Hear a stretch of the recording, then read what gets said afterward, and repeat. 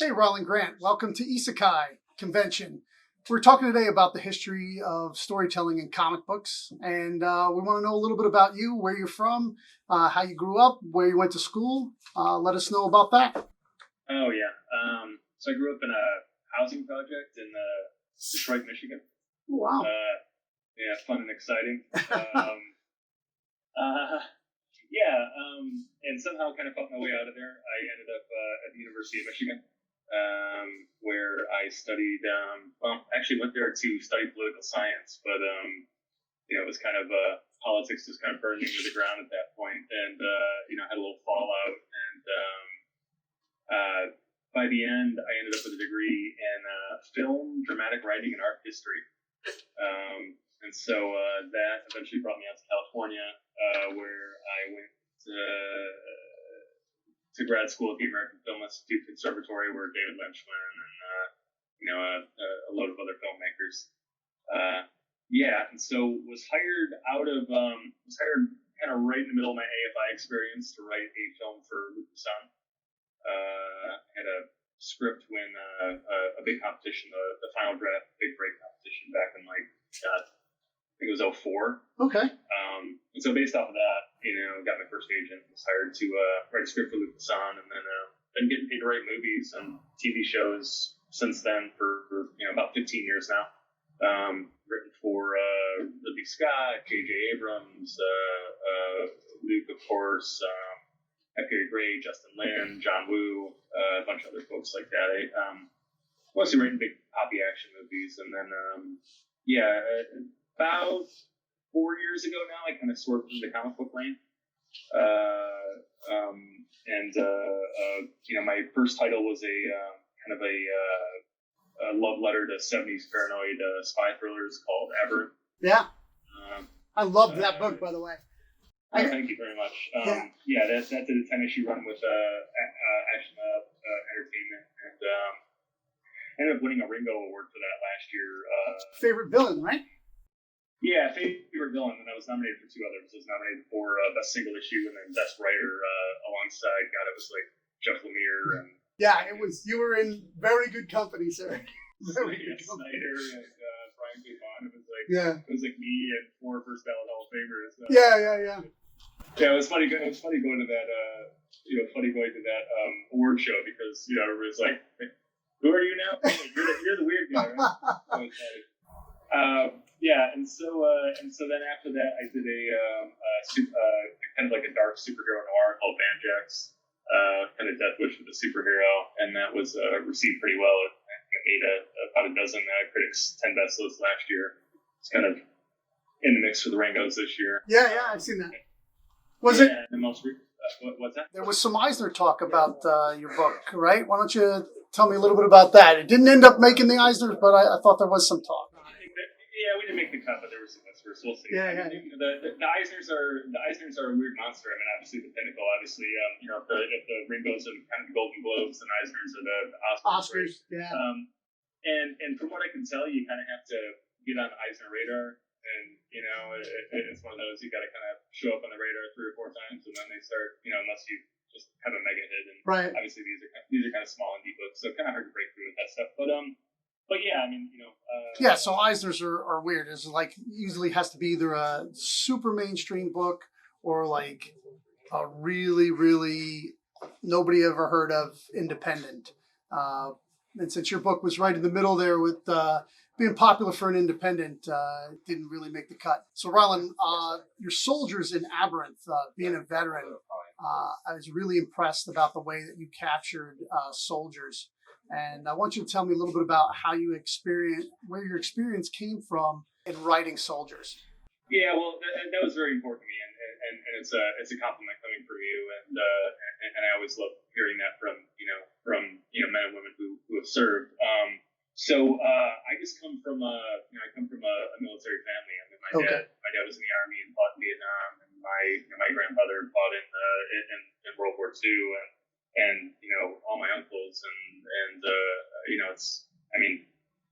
it's probably 80% of the men in my family served one way or another, and so it was it was a way of life, and it was a big part of our life, and it was something that kind of infected the rest of our lives, and maybe that's maybe that's the wrong word for it, but it colored the rest of our lives in a mostly very positive way.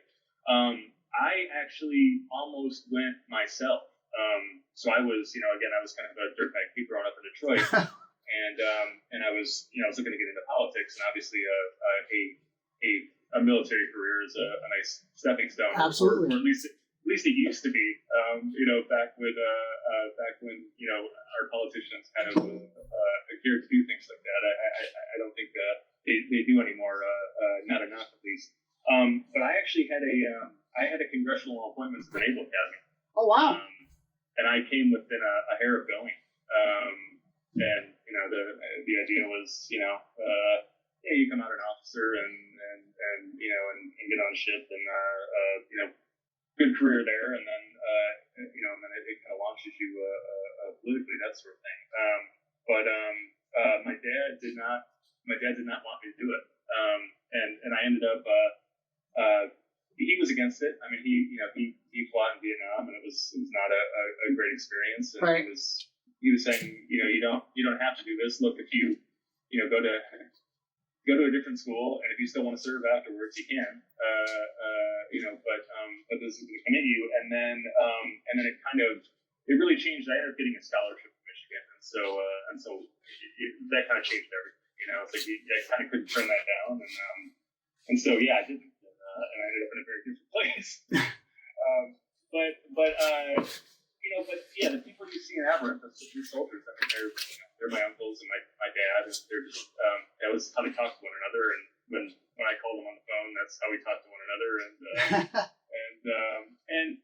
And I wanted to get it right. I tried to get the equipment right, and I tried to get the swagger right, and the talk right. And so I just made sure I ran it by a lot of people before I presented it, because I think there's a high bar to clear, and it's important to clear it. Well, I really think you nailed it. So I'm always interested to find out how people came to storytelling. Why don't you let us know what brought you to storytelling? Yeah, it's an interesting question. I mean, I would say that there was an element of your experience in mine, where I grew up in bars. Yeah. My dad owned bars and clubs my whole life. My mom was a bartender. My stepmother was a bartender.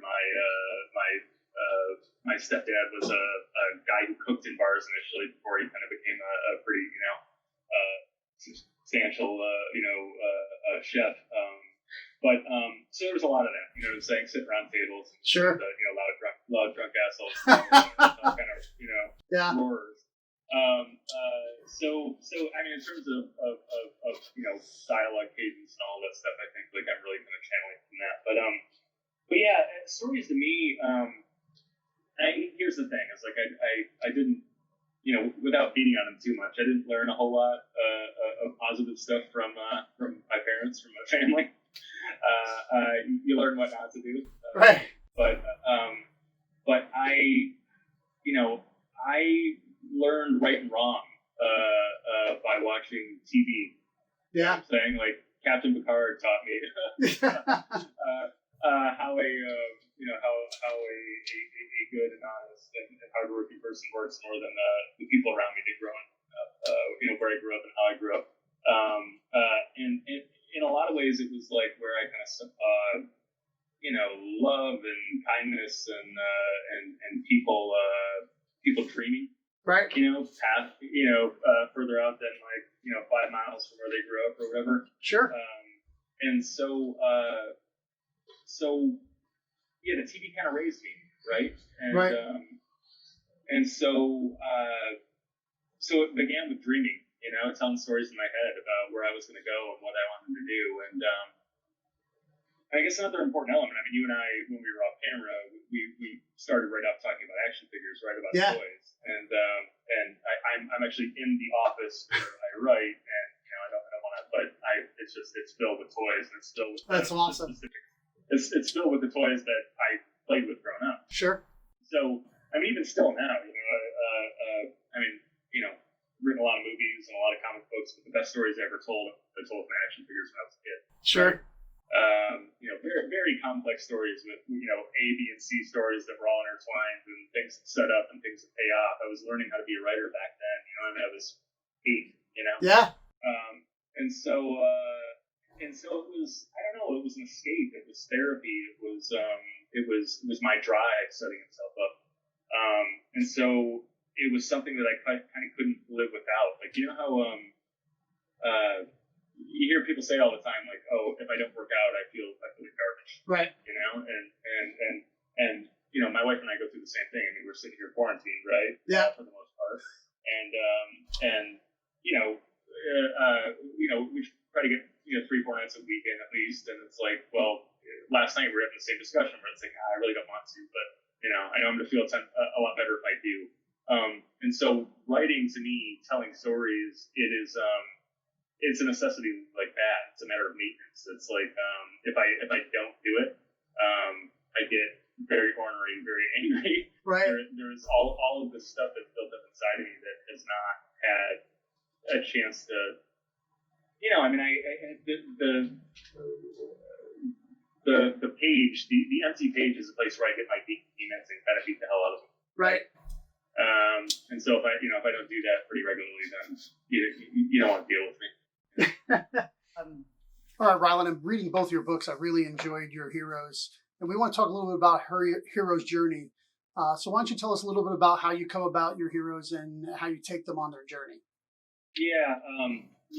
Hero is hero's an interesting thing. We one of the last panels I did at a con, before all the cons shut down, was a villains panel. And I was the guy that won the Ringo. I was with David Pepos, who wrote great heroes. Yeah.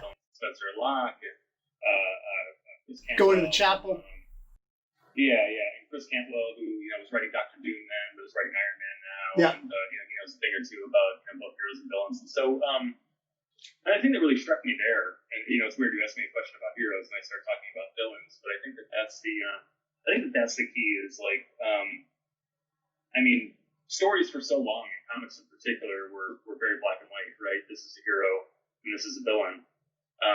And I just don't think that's very interesting. Right. To me, I think that, and I think one of the major thematics that runs through all of my books is that we each have it inside of us to be a hero or a villain, right? It's like, it's the choice. It can change from moment to moment, right? And one of the best examples of that, and I talked about this in the panel, though it feels weird now with everything that's kind of gone on recently with the police and everything, is the Shield, the Sean Ryan TV series. Yep. Chickless. And that was really a study of like gray area characters, right? Dick Mackey is he is your hero. He's the guy he's your protagonist, I guess. Yes. Yeah. Right. But he's a dirty cop. He's evil in a lot of ways, right? But you find yourself rooting for them and for him, and that ends up being like a very interesting journey. And in that series, Vic was doing awful things a lot of the time, but he always believed, and until kind of the last season or two, we believed that he was doing them for the greater good, right? He had a code. He had a code, and he was playing a game that you couldn't win by playing it black and white, right? Right. So he had to walk this line. And again, I apologize for this because again, this feels really weird talking about this in particular, but it's the example that's in my head. No, I think it's a great example. Yeah, and so the other thing the Shield did was they would bring in the antagonists, right? Whether it was the Acebeda or the captain, or the CCH Pounder character, Claudette Wins, who takes over later, or Forrest Whitaker had the great season. Oh yeah. He came in and was trying to, and so you have these guys who they're the Whiteheads, right? They come in and they are doing things by the book. And trying to nail the dirty cop.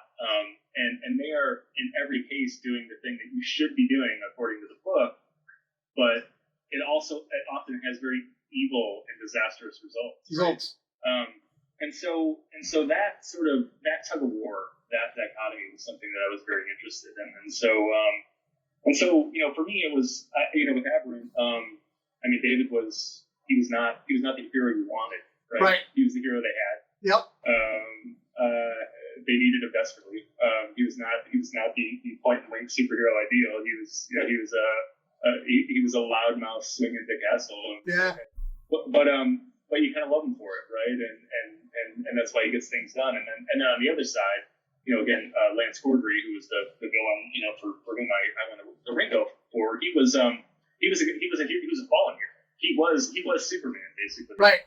Years ago, and he kind of stumbles and he ends up with a drug problem and he ends up washing out, horribly and catastrophic fall from grace. And over the 10 issues, it's about him sort of putting himself back into a place where he can be that hero again, right? Right. But he's always wrestling with the fact, okay, do I want this, right? Right. Because it kind of sucks, right? Having to be good all the time. Absolutely. And it's a lot more fun not doing the right thing. And can I or should I do this? Ultimately, I guess I shouldn't spoil what the choice he makes, but it is a loud and kind of amazing choice in the end, I think. So these are the things I'm always interested in. I mean, I just don't want to tell a straightforward story. I'm not interested in straightforward characters. I wrestle with, can I and should I be good every day of my life? I think absolutely everybody does that. And that's why I think it connected so well with so many people. I really enjoy the way you made your villain. It made your hero even better. But what we want to know now is what do you got in store for the future? Yeah, well, a couple of things in the pipe. I mean, I guess the first thing I should talk about, I think it's going to be over by the time this con goes. We're recording this a little bit early. But yeah, my next title, I am releasing at first via Kickstarter. We'll do a formal publishing thing for that afterwards.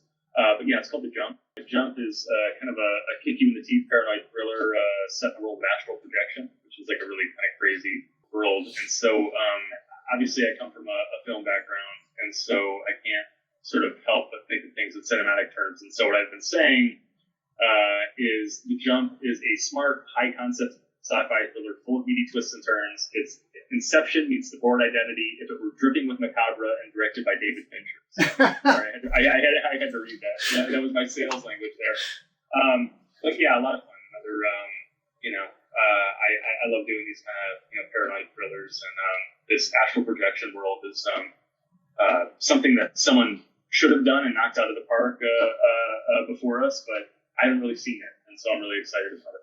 Yeah, so Rylend, as soon as I seen the Jump book on Kickstarter, it excited me. I'd never seen a book like that, and your stories are told very cinematically, and I enjoy that. Especially Aberrant, that cover is just crazy, and that patch.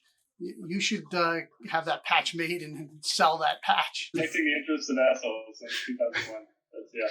So that's actually a really good idea. I don't know why I haven't thought about that. That's maybe the most amazing merchandising idea I've ever heard. Yeah. Patches are pretty popular, and like that one is pretty kick-ass. So yeah. So do you have another book coming out on any other down the road? Are you in talks with anybody to write something, or? Yeah, well, yeah. I mean, in talks is complicated. I had two books that were first of all, I have about 5 titles that are in the pipe one way or another. But I had 2 books that were set to be announced, and then this COVID thing hit, and we had pencils down everywhere, and people started getting furloughed and fired, and so a lot of that stuff is in question now. Yeah. But yeah, we'll see. There's a book that I'm really excited about, which is a tokusatsu joint. Tokusatsu, for the uninitiated, is the kind of Japanese sci-fi action genre that includes Voltron and Power Rangers. Oh, great. Like that. Ultraman? Yeah. Well, that's the thing, is I kind of did it in partnership with a friend of mine. I practiced Japanese Zen for, probably about 20 years now. And so I have a lot of, kind of like odd Japanese affiliations because of that. But a good friend of mine, Brad Warner, who just happens to be kind of one of the foremost Zen authors in America, wrote a great book called Hardcore Zen. He worked in Japan for about a dozen years for Zebraia Productions, which is a company that made Ultraman for forever. Right. Founded by the creator of Godzilla. And so yeah, Brad and I came together to kind of to write this thing, and what it is it is kind of Voltron meets Fast and the Furious. It is tokusatsu repackaged for the sort of hardcore American action audience. Oh, awesome! And so again, Brad made tokusatsu TV in Japan for 12 years, and I have been paid pretty handsomely to write kind of kick-ass action movies in America for about 15 years, and so we just sort of pooled our talents, and so that one's basically done. I mean, the final issue's being colored, and we are just settling on a home right now. That was one of these ones that we kind of had a home, and then because of the COVID thing, right? There's a lot of shuffling going on. Yeah, and so thankfully we have more than a few suitors on it, and so we're just trying to find the right deal, and so that could be out as soon as the end of the year. You never know how these things break, but we'll see. But yeah, it's been weird. I mean, it's part of the reason that I moved on to Kickstarter, with one of these books, because I have all these titles that are in the fight, and it's not that there's not interest from publishers. It's just that the publishers are stuck in the mud right now, and so it's the beauty of Kickstarter, and the Kickstarter is just a really interesting place right now. There's such kind of a rabid fan base there that is very much separate from the comic shops, and the beauty is that you can do both now. I mean, you can kind of hit a little fan base on Kickstarter and then take it to comic shops afterwards. And they don't really kind of eat into each other's deals. And they don't. Yeah, you have separate covers and separate deals for the whole thing. And, I think it's a really good way to get people to see your stuff. If you can't find a home for something that you love and you think needs to be out there, right? I've kickstarted a few things and brought them into the shop, and they've all done well for me. They've all sold out, so I'm not afraid to do it. And I think congratulations on. I saw that you made your goal and surpassed it. We're cruising. We have about a week left now. So, it's been a lot better than expected. But it's exciting. Yeah, there's a real opportunity there. So I'm interested. This was almost like a fact finding mission, but it turned out to be a pretty profitable and pretty substantial return. So I'm excited. That's great. Now, but more than anything, I'm looking forward to getting back into this conversation. So that can happen soon enough. And, we can't wait to have some more. We're not open till July 1st because we're in New York, but we have been starting to get comics back in, and they're starting to roll. We know that some of the independent companies have cut back on what they were doing. We are very independent centric. I have a YouTube channel. We do reviews of only independents because everybody does Marvel and DC. We only do independent books. I want to thank you for coming on. I really appreciate you coming out to Isekai convention. And do you have any last words for us? No, I guess just everybody stay safe out there and keep reading comics. Yeah.